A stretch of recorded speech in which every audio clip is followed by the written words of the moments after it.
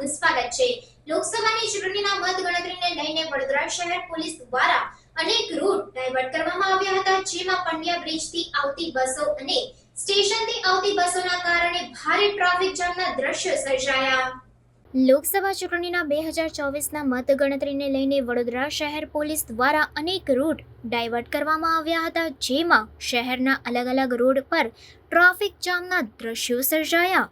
ખાસ કરીને વાત કરવામાં આવે તો પંડ્યા બ્રિજથી આવતી બસો અને સ્ટેશનથી આવતી બસોના કારણે સ્ટેશન વિસ્તારમાં ટ્રાફિક જામના દ્રશ્યો સર્જાયા।